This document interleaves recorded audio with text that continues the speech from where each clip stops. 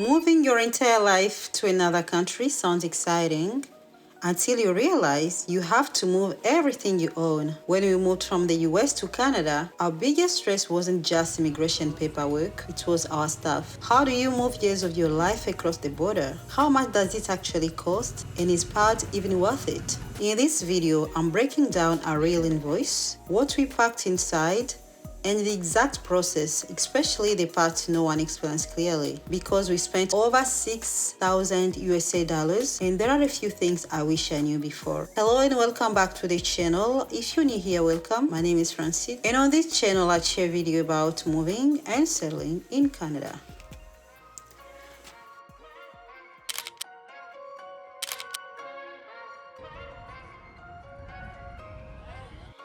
A lot of people ask me, why didn't you just rent a U-Haul? Honestly, for us, it came down to flexibility. With a moving truck, you are on a strict timeline. Load, drive, unload fast. But with PODS, you pack at your own pace, you can store your container if your home isn't ready, and you avoid driving a huge truck across the border.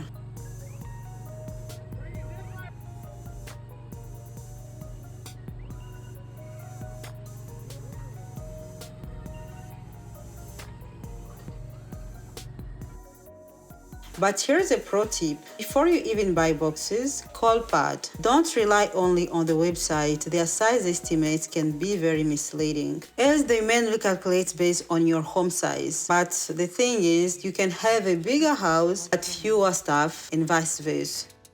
So get a quote and see if it actually fits your budget.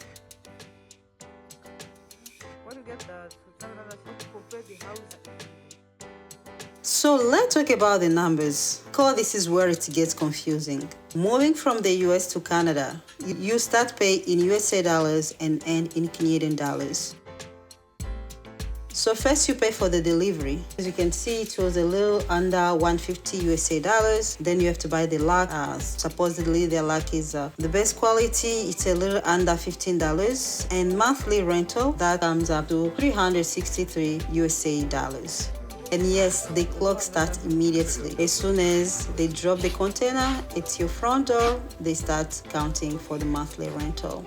Then come the big cost, leaving the USA. Transportation. Transportation alone cost over $4,000. This is now in Canadian dollars. Cross-border fee came up to $590, Canadian dollars again. We also paid for transit protection, about $50. Insurance, about $50 a month for a 10,000 coverage.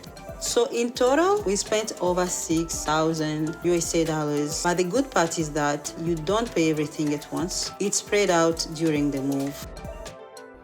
So what does $6,000 of space actually look like? We fit 2 couches. Who's cute? Binay. Full dining set. 2 dresser, 1 wardrobe, kitchen appliances, books, wall frames, gardening tools, big ladders, and my full YouTube setup. Honestly, we packed a lot. Most of it arrived safely. Only one item, our TV, was damaged, and thankfully the insurance covered it. So here are my packing tips. Don't just stack boxes. Fill every gap with blankets, pillows, soft items.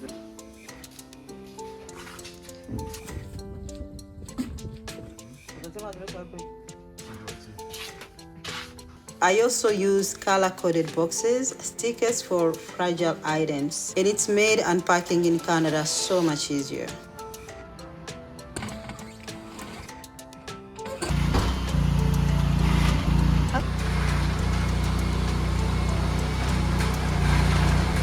Aywa.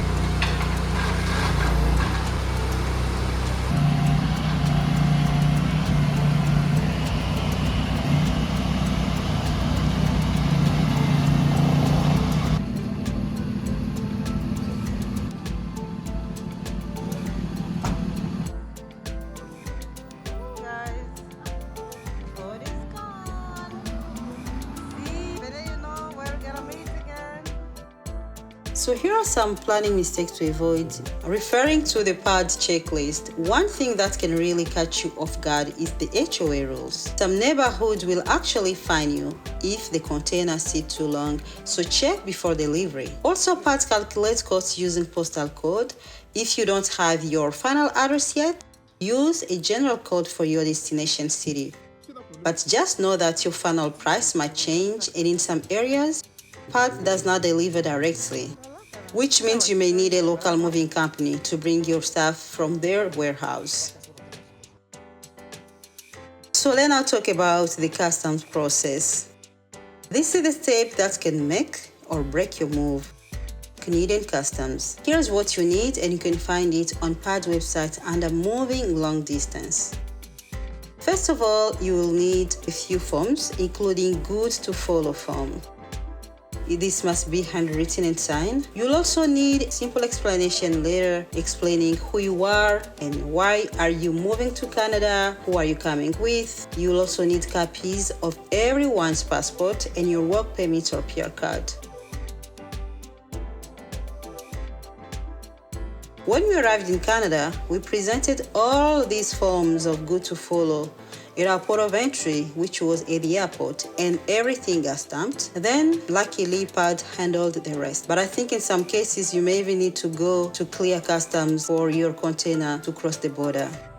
So what people don't realize is that through all this process, you're still paying for your container rental fees until the empty container is picked up. As I mentioned, in our case, our rental fee was $363 US. So we've been paying $363 US from June, when the container was dropped at our home in Georgia, through September, when the container was picked up from our new place in Canada.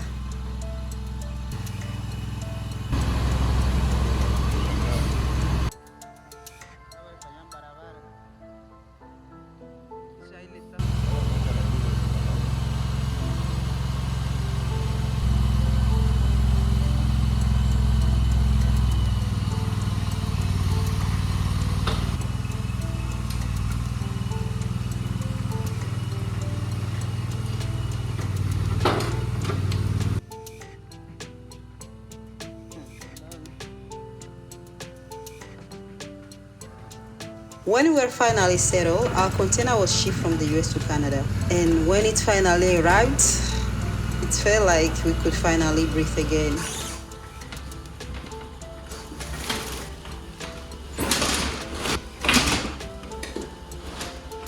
You okay from there? It's right there, okay.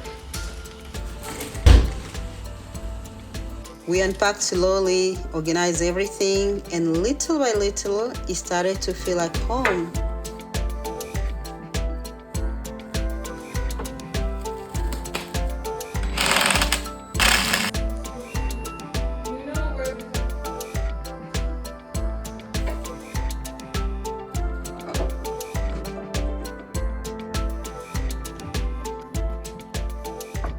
But here's the truth.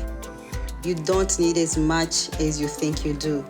We ended up selling quite a few things after arriving on Facebook Marketplace, including one couch, because we didn't have as much space as we had back in Georgia. And so here comes the final verdict.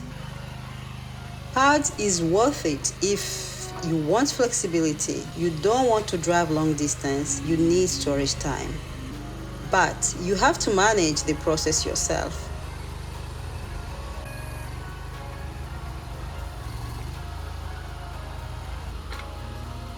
If you're planning a move to Canada, I've put a link to the official PODS checklist in the description to help you stay organized.